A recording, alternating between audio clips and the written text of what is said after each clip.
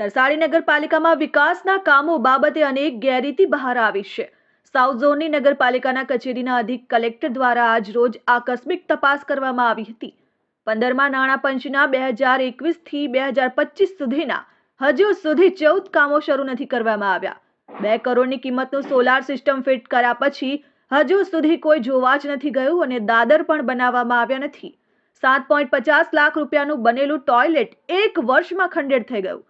એસબીએમની site પર 5 લાખનું પણ કામ થયું નથી અને 16 લાખનું ચૂકવણું કરવામાં આવ્યું હોવાનું સામે આવ્યું છે. તરસાડી નગરની ચારે તરફ કચરાના ઢગ જોવા મળ્યા છે તો અધિક કલેક્ટર દ્વારા માત્ર 2.5 મિનિટની તપાસમાં અનેક ગોબાચારી સામે આવી છે. અધિક કલેક્ટર દ્વારા ચીફ ઓફિસરને નોટિસ ફટકારવામાં આવી છે. Regional commissioner of municipality Surat south ગુજરાતની અંદર 17 નગરપાલિકાનો સમાવેશ થાય છે.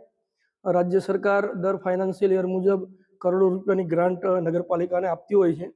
તો આ ગ્રાન્ટનો સદુપયોગ કરવા માટે જે તે નગરપાલિકાની અંદર માળખાગત સુવિધા, રોડ, રસ્તા તેમજ કોમ્યુનિટી હોલ છે, કચેરી છે, ડ્રેનેજ સિસ્ટમ છે, સ્વચ્છતા છે, તમામ શહેરની સુવિધા માટે અલગ અલગ પ્રકારનો ખર્ચ કરવામાં આવતો હોય છે.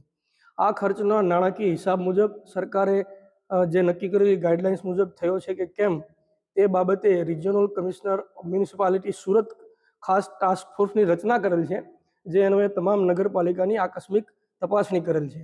આજ રોજ તરસાડી નગરપાલિકાની આકસ્મિક તપાસણી કરતાં ખાસ કરીને જે છેલ્લા 2 વર્ષમાં મંજૂર થયેલા કામોની ગુણવત્તાની ચકાસણી કરેલ છે. તેમાં ઘણી બધી ચૂક થયેલી છે. નાણાકીય વ્યવહાર બાબતે પણ અનેક ગાફલત જોવા મળેલી છે. તે બાબત તત્કાલ ચીફ ઓફિસરશ્રીને નોટિસ આપેલ છે.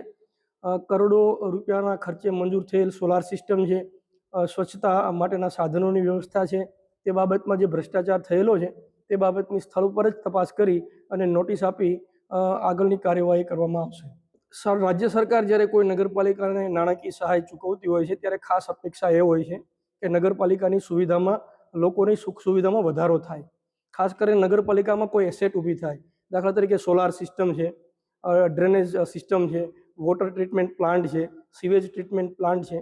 આ બધી બહુ મોટી રકમની અકસ્માતો હોય છે, જેની ગુણવત્તા ચકાસણી જરૂરી હોય છે. એ બાબતે અમે સંપૂર્ણ ચકાસણી કરેલ છે. કેવી રીતે કૌભાંડ કરવામાં આવ્યું છે?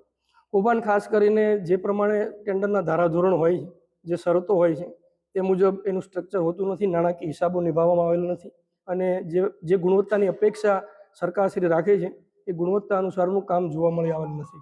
અત્યારે તો નોટિસ ઇસ્યુ કરેલ છે. જે પ્રમાણે જવાબ આપશે એ પ્રમાણે રાજ્ય સરકારને જાણ કરવામાં આવશે. Bureau report, RN news.